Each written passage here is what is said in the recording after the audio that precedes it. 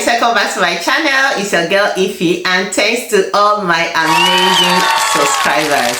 In today's video, I'm going to be talking about what you need to do if your visiting visa or your study permit visa got rejected. You don't need to be discouraged. I'm going to break down the things you need to do and the two major reasons why your visas are always rejected, and I'll be sharing my personal experience on what I did regarding my proof of fund, how I arranged my proof of fund for my visa to be approved. So from the people that have been coming to my DM, if you're following me on my TikTok and under the comment section, the two major reasons why they always reject a study permit or reject their visiting visa application is either proof of fund or tied back home. I'm going to really explain what you need to do when regarding your proof of fund, and also share my personal experience on what I did.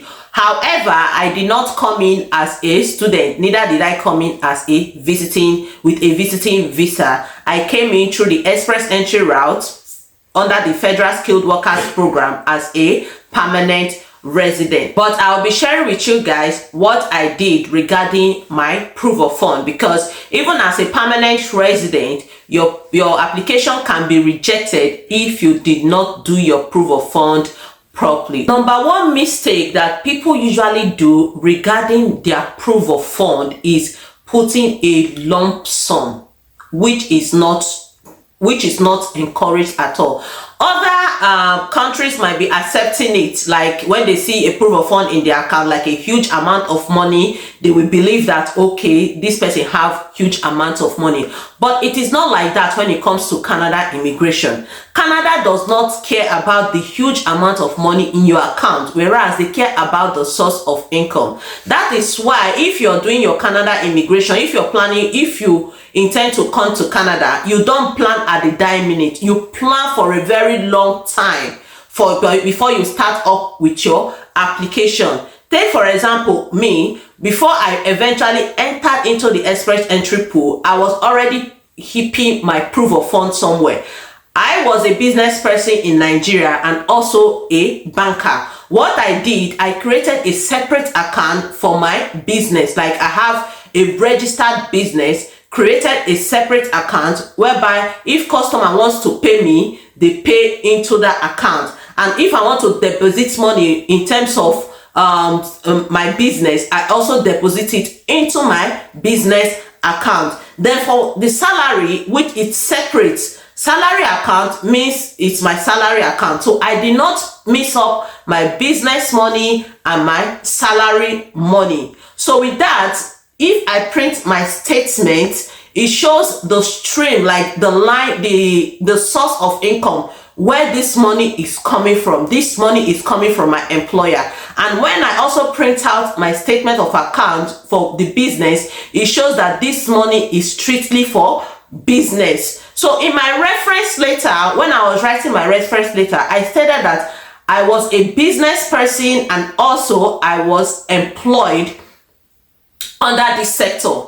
Okay, so it was very easy for me to prove my source of income. When I told IRCC this is the amount I have, I printed my 6-month statement, both from my business account and also from my salary account. With that, they knew that I have a regular source of income from my business and I have a regular source of income from my salary. So there is no way that they can reject your application if you do the same thing. There are some people, they will just heap huge amounts of money. Take for example, your account is taking like maybe 50,000 or 100,000 monthly. Like that is the steady flow of your account. And suddenly, before your application, IRCC is seeing a huge amount of money in your account. 200 million, 50 million, 10 million. Where is the money coming from? So that automatically is a red flag. When your account is only taking like 100,000, 50,000, 150,000 monthly, and suddenly because you are doing your application, your account is now carrying 100 million, 50 million, it's a red flag. Where is that money coming from? That is why sometimes if you're lucky, they will send you an additional document to tell them where is this money coming from. Otherwise, there are some people that they will just reject their application outrightly. If you got such an amount, maybe from a gift deed, maybe your brother gifted you the money or your parents gifted you the money, you need to write a letter of explanation where that money is coming from. Otherwise, your application will be rejected. There is no way you will tell IRCC that this is what you do, this is your amount you're earning, your business money, this is what you do, this is the amount you're earning, and then you're giving them a huge sum of money at once in your account. So you need to write a letter of an explanation.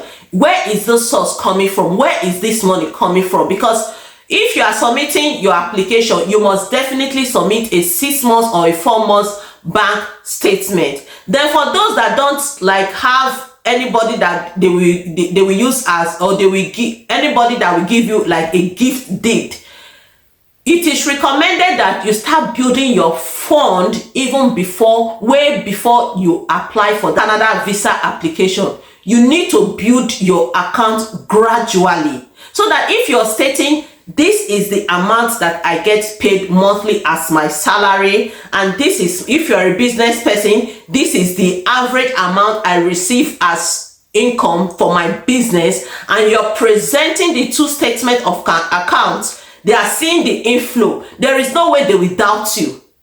So I always recommend start building your accounts. Canada immigration is not just what you just wake up one morning and decide that you want to immigrate to Canada. No, you have to be strategic. You have to build that account. You have to let them know that you are not a liability, or you are not borrowing this money for your Canada immigration. You actually own the money. So like if you sold like a property, you have a house, you sold the house, you show them this is my document for the house, it is my house, I sold it, and this is where the lump sum is coming from. Not putting a lump sum in your account and then you don't even know where the IRCC does not know source of income. Don't always forget that there is no interview when it comes to Canada visa application.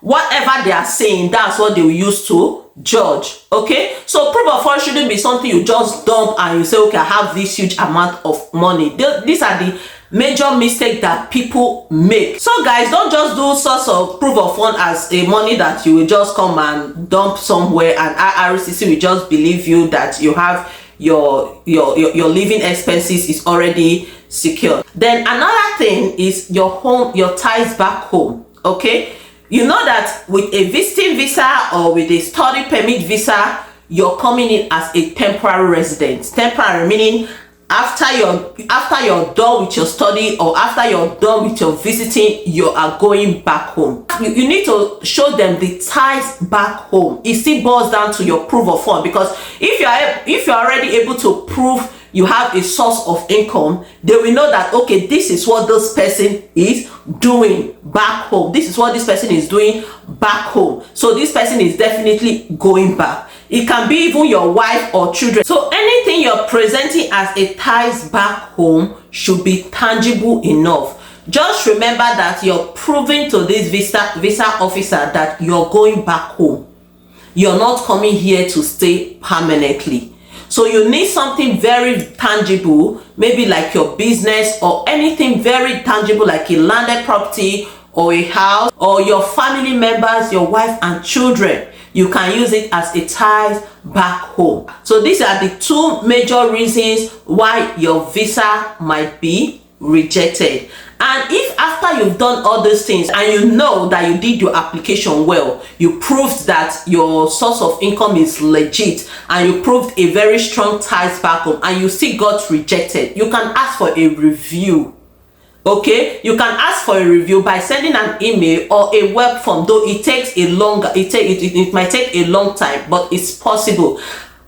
With that, IRCC will open your file back again. Okay, if you don't want to go through the stress of you reapplying, you can ask for a review. If you are not in a hurry to travel, ask for a review for your application, so your file will be open again, and then IRCC will look at your document again. Because truth be told, there are sometimes they make mistake when it comes to this rejection or approval of visa. They sometimes make mistake because they use their human judgment, and that is why I always recommend, let your application to be very smooth and self-explanatory. You don't need too many documents or too many complicated documents that will make the visa officer to be cracking their head to say, okay, what is this person trying to say? Where is this thing coming from? Where is it? If possible, when you are applying, when you're submitting the application, label all your application. Let there be table of content. This is it. This is it. Just put yourself in the position of that visa officer.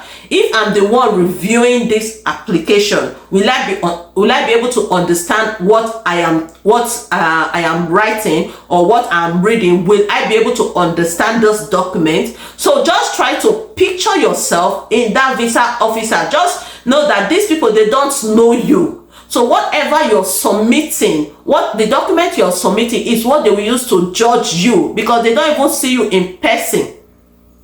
Okay, so if on your own part you're looking at your document and you see that this document is very complicated, and you know that with this complicated document it is very difficult for them to understand this complicated document, then readjust your application. Make it very simple and flexible.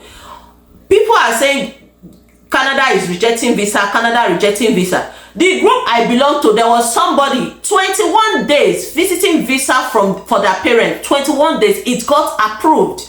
If you're doing the right thing, your visa will be approved with the right document. And do not give too much complicated document. Let your application be straightforward. No long story. Do not talk too much. If you are working, this is where you're working. If you're a business, this is where you're doing your business. This is my statement of account. Just make your application to be straightforward, not too complicated. Joining Tom with Jerry, Tom. Don't join too many things. Let it be straightforward so that the visa officer will not have headache handling your application. These people can be overwhelmed. They can be stressed. So when you give them a complicated application, they might not even look at it too much. And that's where you get rejection. So guys, make sure that your proof of fund is, you have a right source for your proof of fund, not just like a hip sum, and you have a strong ties back home. And please do not make your application to be complicated. So that is it, guys, for this video. Please, words of encouragement. Do not be discouraged. If you still want to come to Canada, don't allow things that they are saying, people are saying, Canada is rejecting visas nowadays. Do not allow it to discourage you. I can guarantee you, and from the people that come to my DM daily, people are receiving approval in their visa application. Do not listen to the naysayers. Do not listen to people that says do not apply right now. If your visa, if you're doing the right thing, your visa will be approved. Do not be discouraged. Just do the right thing. Make your application to be smooth. That is all you need to do.